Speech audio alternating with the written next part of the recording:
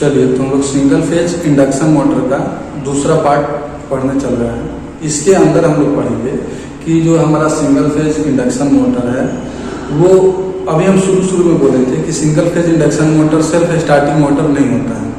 तो अब पढ़ेंगे कि हम इसको सेल्फ स्टार्टिंग बनाएंगे कैसे। सेल्फ स्टार्टिंग बनाने के लिए हमको क्या क्या करना पड़ेगा। तो हमने पढ़ा था कि हम उसका क्या करेंगे, रेजिस्टेंस चेंज कर देते हैं या वाइंडिंग में कुछ बदलाव कर देते हैं। इस आधार पर हमने उसको 8 अलग अलग भागों में बांट दिए थे। तो वही जो 8 अलग अलग भाग है उसके बारे में पढ़ेंगे, लेकिन पहले जानते हैं कि वो जो फेज बांटते हैं या उसका वाइंडिंग बांटते हैं वो क्यों बांटते हैं, कैसे बांटते हैं। ठीक है, तो बांटते किस लिए हैं, ताकि वो सेल्फ स्टार्ट हो जाए, अपने आप चलने लगे, क्योंकि वो सेल्फ स्टार्ट नहीं होता है। तो वही कह रहा है कि producing rotating field from 290 degree out of phase, मतलब करंट को इस प्रकार से व्यवस्थित कर देते हैं कि एक करंट 90 डिग्री आगे चलता है और एक करंट 90 डिग्री पीछे चलता है। जैसे कि 2 है, तो ये जो है आपका, इसको हम मेन वाइंडिंग करते हैं, WDG लिखेंगे वाइंडिंग के लिए। तो मेन वाइंडिंग हो गया, और ये जो हमारा हो गया इसको हम क्या कहते हैं, स्टार्टिंग वाइंडिंग। ये रनिंग वाइंडिंग है, मेन वाइंडिंग को रनिंग वाइंडिंग कहते हैं, और ये जो है इसको हम स्टार्टिंग वाइंडिंग कहते हैं। स्टार्टिंग वाइंडिंग कहते हैं या ऑक्सिलरी वाइंडिंग कहते हैं। तो अंतर कितने का देखिए, जब ये जो स्टार्टिंग वाइंडिंग है जब 0 पर है तो मेन वाइंडिंग में करंट जो है वो अधिकतम सीमा पर है, एकदम 90 डिग्री का अंतर है। देखिए कैसे, और यहाँ से देखिए जैसे जैसे ये आगे बढ़ रहे हैं तो ये मेन वाइंडिंग हमारा कहाँ पहुंच गया, ये स्तर है 0 का, ठीक है, और ये अधिकतम का है, मेन अधिकतम का है।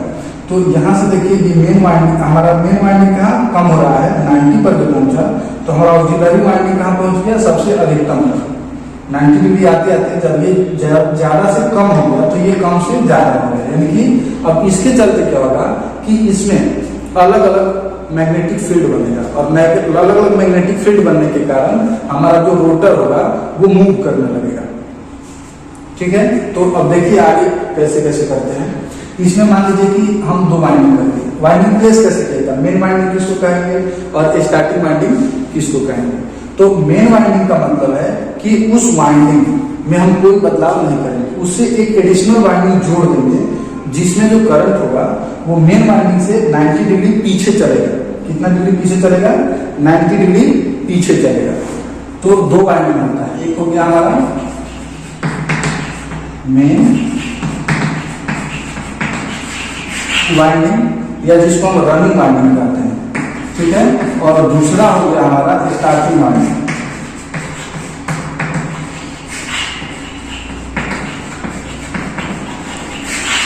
दो वाइंडिंग हो गया, एक हो गया मेन वाइंडिंग और एक हो गया स्टार्टिंग वाइंडिंग। आप देखिए मेन वाइंडिंग जो है वो उसमें कितना डिग्री, 90 डिग्री आगे करंट रहता है, और स्टार्टिंग वाइंडिंग में 90 डिग्री पीछे रहता है। क्यों रहता है, क्योंकि हमको मोटर को सेल्फ स्टार्ट बनाना है। तो क्या करते हैं हम, देखिए ये जो हमारा वाइंडिंग हो गया ना, इसको ये हमारा अगर रोटर हो गया, स्टेटर जो है इसमें 2 अलग अलग वाइंडिंग करते हैं। दोनों वाइंडिंग का जो इंडक्टेंस है, क्या है, इंडक्टेंस, उसका मान अलग अलग होता है। अलग अलग इंडक्टेंस होने से क्या होता है कि एक में करंट आगे चलता है, एक में करंट पीछे चलता है। तो हम पढ़े हैं कि जब किसी भी इसके अंदर मान लीजिए कि वाइंडिंग किया है, इससे करंट फ्लो हो रहा है, तो ये तो अल्टरनेटिंग करंट है, प्रत्यावर्ती धारा है। तो इससे जो चुंबकीय क्षेत्र है, ये चुंबकीय क्षेत्र इस रोटर को छू रहा है, ठीक है। तो जब रोटर को छू रहा है तो रोटर में विद्युत वाहक बल प्रेरित होगा, और ये जब विद्युत वाहक बल प्रेरित होगा तो ये रोटर हमारा शॉर्ट सर्किट है, स्पाइरल केज रोटर है। अभी बता दें स्पाइरल केज रोटर है, इसमें रॉड लगा हुआ है, रॉड लगा हुआ है, और ये जो रॉड है वो फील्ड प्लेट पर यहाँ अंतिम सिरों पर क्या है, एक दूसरे से शॉर्ट सर्किट है, लघु पथित किया गया है। तो जब इसमें विद्युत वाहक बल उत्पन्न होगा और जब ये शॉर्ट सर्किट है तो इसमें विद्युत धारा उत्पन्न होता है। तो इसके अंदर भी विद्युत धारा उत्पन्न हो गया और ये भी विद्युत धारा उत्पन्न है। तो फिर लेंज के नियम से क्या है कि ये जो विद्युत धारा उत्पन्न हुआ वो उसी का विरोध करता है जिसके कारण ये उत्पन्न हुआ रहता है। तो ये इस वाइंडिंग से उत्पन्न हुआ है, तो इसके जो चुंबकीय प्रभाव है उसको ये क्या करेगा, रोकना चाहेगा। तो उसको जब उस चुंबकीय प्रभाव को जब रोकेगा तो दोनों के बीच में एक बल लगेगा, और और दोनों के बीच में बीच में जो बल लगेगा, उस बल के कारण क्या हो जाएगा, हमारा रोटर चूंकि फ्रीली है, उसमें बियरिंग लगा है, तो ये बल क्या करेगा कि रोटर को घुमाने लगेगा। और वैसे हमारा जो भी मोटर है, फैन का ये या मोटर है, जो भी चीजें हैं वो हमारी घूमने लगती है। ठीक है, तो ये जो है स्टार्टिंग वाइंडिंग क्या होता है, रनिंग वाइंडिंग से, मेन वाइंडिंग से। स्टार्टिंग वाइंडिंग में लिखेंगे कि वह वाइंडिंग जो मेन वाइंडिंग से 90 डिग्री पर प्लेस किया जाता है, लगाया जाता है, और जिसमें प्रवाहित करंट मेन वाइंडिंग के करंट से 90 डिग्री पीछे होता है, उस वाइंडिंग को हम स्टार्टिंग वाइंडिंग कहते हैं। मेन वाइंडिंग में करंट 90 डिग्री आगे रहता है, स्टार्टिंग वाइंडिंग में 90 डिग्री करंट पीछे रहता है। जैसे कि देख लीजिए, यहाँ पर हो गया, मान लीजिए ये हमारा 2 हो गया, एक मानते हैं यहाँ हो गया और एक मानते हैं यहाँ, मतलब इधर से वाइंडिंग लगाया था और इधर से निकाल दिया। तो ये मान लीजिए कि लगाए तो बिंदी कर दिया, बाहर निकाले तो प्लस कर दिया। ये मेन वाइंडिंग का हो गया। स्टार्टिंग वाइंडिंग के लिए मान लेते हैं कि यहाँ से प्लेस किए और यहाँ से हम बाहर निकाल दिए। अब चूंकि जब हमारा वाइंडिंग क्या है, 0 डिग्री पर क्या है, केवल और केवल इसमें करंट है, इसमें तो 0 करंट है, केवल और केवल मेन वाइंडिंग में करंट है। तो ये हमारा 1 है और ये 1 डैश है, ये हमारा 2 है और ये 2 डैश है। तो 1 और 1 डैश में दोनों में ही करंट होगा, सिर्फ मेन वाइंडिंग में, यानी कि इसमें करंट फ्लो हो रहा है और इसमें करंट फ्लो हो रहा है, बस इसी दो में करंट फ्लो हो रहा है। आगे जैसे जैसे बढ़े तो देखिए ये मेन वाइंडिंग का करंट कम हो रहा है और स्टार्टिंग वाइंडिंग का करंट बढ़ रहा है। इस स्थिति में दोनों वाइंडिंग में करंट रहेगा, मेन में भी और ऑक्सिलरी में, स्टार्टिंग वाइंडिंग में। तो ये हो गया हमारा, मान लीजिए ये 2 ऐसे लिख देते हैं, 2 हो गया, ये 2 डैश हो गया, 1 हो गया और ये 1 डैश हो गया। अब इस स्थिति में क्या होगा, करंट जो अभी 1-1 में था, 2 में कोई करंट नहीं है, इस स्थिति में करंट हमारा ऐसे होगा। ठीक है, यानी कि 1-2 में इधर से प्रवाहित हो रहा है और 1-2 में इधर से प्रवाहित हो रहा है। फिर जब यहाँ आए तो देखिए हमारा मेन वाइंडिंग में क्या हो गया, 0 हो गया है और स्टार्टिंग वाइंडिंग में करंट बहुत ज्यादा है, हाई है। तो फिर हमारा हो गया 2 डैश 1 और 1 डैश, यानी कि मेन वाइंडिंग कौन सा है, 1 वाला, तो 1 में करंट नहीं रहेगा। तो अब इस करंट की दिशा ऐसे होगी।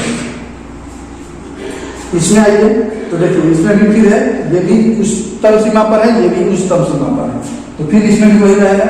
ये जो है वो इधर से हो जाएगा, अब ये इधर था, अब ये इधर से हो जाएगा, यानी कि ये हो गया 2 डैश 1 डैश और 1।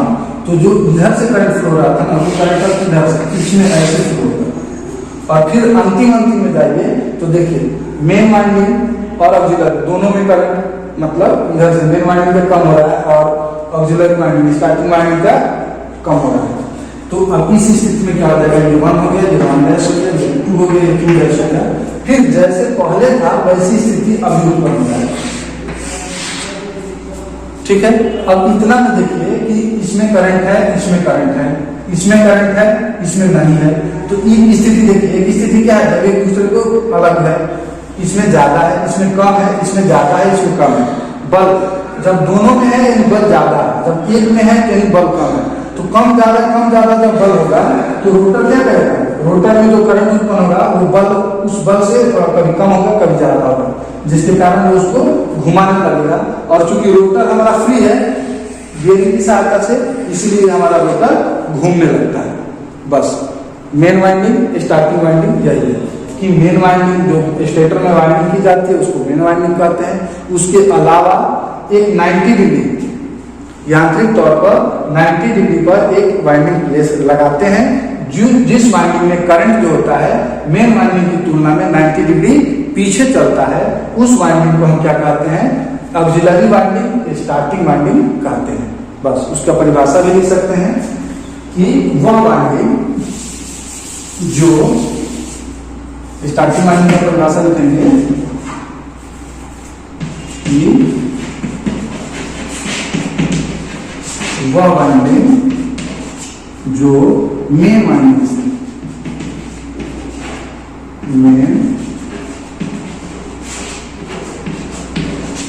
से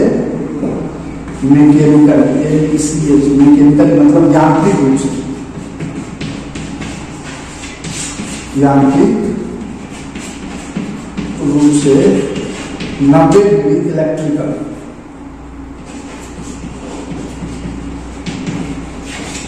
90 डिग्री इलेक्ट्रिकल पर लगाया जाता है,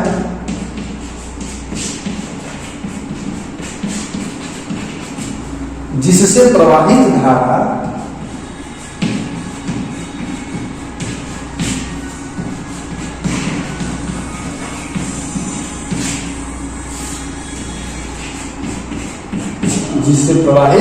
धारा मुख्य वाइंडिंग की धारा से 90 डिग्री पीछे रहता है, जिससे प्रवाहित धारा मेन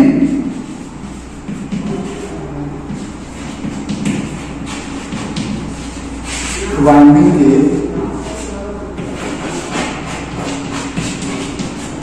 धारा से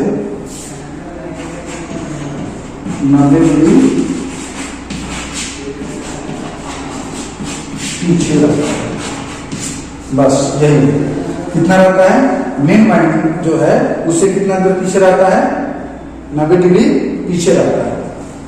90 डिग्री कितना है, पीछे है। देखिए ये जीरो पर है तो ये 90 पर है, ये 45 पर है तो ये भी 45 पर है, फिर ये जब जीरो पर हो गया तो ये 90 पर हो गया।